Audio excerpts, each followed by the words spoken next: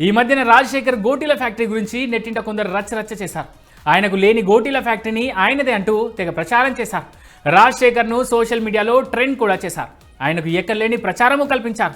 చివరకు రాజశేఖరే తనకు గోటీల ఫ్యాక్టరీ లేదంటూనే ఈ తప్పుడు ప్రచారంతో తనకు వచ్చిన పబ్లిసిటీ చూస్తే ముచ్చటేస్తుంది అంటూ చెప్పుకొచ్చారు.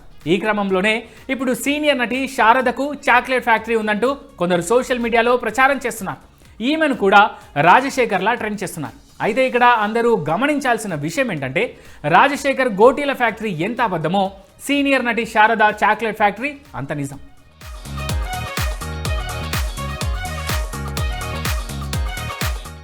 సీనియర్ నటి శారద లోటస్ చాక్లెట్స్ అనే చాక్లెట్ల ఫ్యాక్టరీని నిర్వహిస్తున్నారు. 1988లో హైదరాబాద్లో ఈ చాక్లెట్ ఫ్యాక్టరీని ఆమె స్థాపించింది. ఈ కంపెనీ చాక్లెట్లు, కోకో వెన్న, కోకో పౌడర్ వంటి ఉత్పత్తులను తయారు చేస్తుంది. ముఖ్యంగా బల్క్ చాక్లెట్లు, పారిశ్రామిక అవసరాలకు కావాల్సిన చాక్లెట్ బేస్ పదార్థాలను సరఫరా చేయడంలో ఈ చాక్లెట్ కంపెనీ ప్రసిద్ధి పొందింది.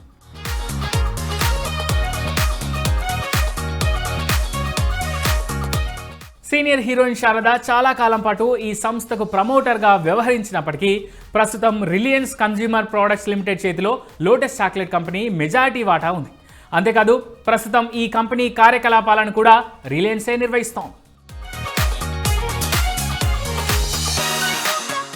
ఇక అకార్డింగ్ టు రిపోర్ట్స్ 2024-25 ఆర్థిక సంవత్సరంలో శారద లోటస్ చాక్లెట్ కంపెనీ ఆదాయం భారీగా పెరిగి 574.56 కోట్లకు చేరుకుంది. అదే నికర లాభం 17.23 కోట్లుగా నమోదైంది. గతేడాదితో పోలిస్తే సుమారు 185% వృద్ధి సాధించిందని రిపోర్ట్.